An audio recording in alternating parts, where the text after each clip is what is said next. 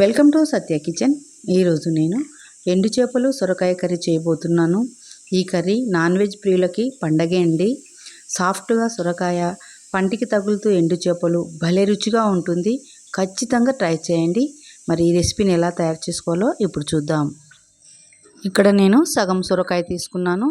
శుభ్రంగా కడిగి చెక్కు తీసి ఇలా ముక్కలుగా కట్ చేసి పెట్టుకోవాలి.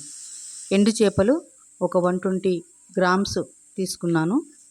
వీటిని తల తోక తీసి శుభ్రం చేసి పెట్టుకోవాలి. చూడండి, ఈ విధంగా శుభ్రం చేసుకోవాలి.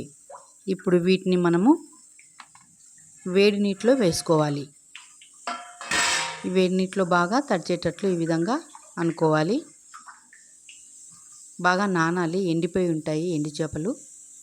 ఒక 10 నిమిషాలు అలా వదిలేసిన తర్వాత శుభ్రంగా ఈ విధంగా చేతితో ఈ విధంగా రబ్ చేస్తూ శుభ్రం చేసుకోవాలి. డస్ట్ అంతా ఉంటే కూడా క్లీన్ అయిపోతాయి. శుభ్రం చేసుకున్నటువంటి ఈ చేపల్ని ఒక ప్లేట్లోకి తీసుకోవాలి. చూడండి, ఈ విధంగా చేసుకోవాలి. ఇప్పుడు వీటిని సైడ్కి పెట్టుకుందాం. ఒక ప్యాన్ తీసుకొని 3 టేబుల్ స్పూన్ల ఆయిల్ వేసుకొని ఎండు చేపలు వేసి ఎర్రగా వేయించుకోవాలి. ఫ్రెండ్స్, మొదటిసారి నా ఛానల్ చూస్తున్నట్లయితే ప్లీజ్ సబ్స్క్రైబ్ చేసుకోండి. చూడండి, ఈ విధంగా ఎర్రగా బాగా వేయించుకోవాలి. అప్పుడే మనకి కర్రీ అనేది టేస్ట్గా ఉంటుంది.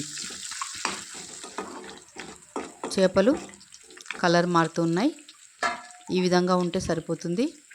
ఇప్పుడు మనము ఒక ప్లేట్లోకి ఈ ఎండు చేపల్ని తీసుకుందాం.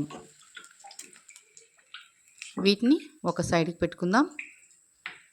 అదే ఆయిల్లో ఒక ఆనియన్ని ముక్కలుగా కట్ చేసి వేసుకోవాలి. ఈ ఆనియన్ని ఎర్రగా వేయించుకోవాలి. పచ్చిమిర్చి ముక్కలు, అదేవిధంగా కరివేపాకు వేసి బాగా వేయించుకుందాం.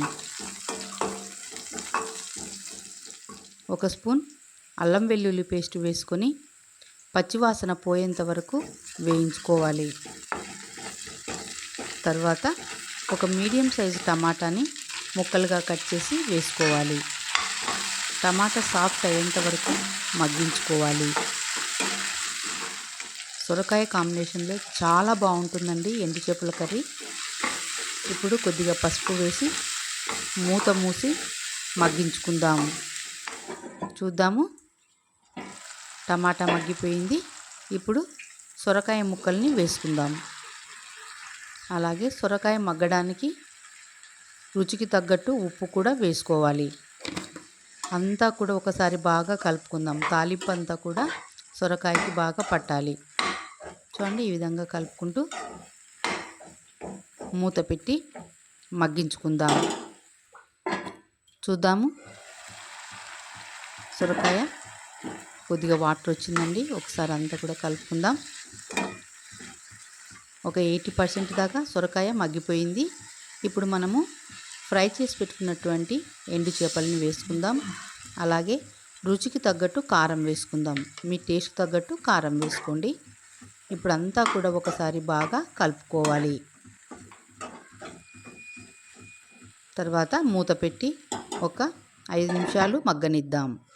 చూద్దాం, అంతా కూడా ఒకసారి బాగా కలుపుకుందాం. ఇప్పుడు కొద్దిగా వాటర్ వేసుకుందాము. కొంచెం గుజ్జుగా ఉంటే కర్రీ అన్నంలోకి చాలా బాగుంటుందండి. కొంచెం అంటే కొంచెం వాటర్ వేసుకోండి. అంతా బాగా కలుపుకోవాలి.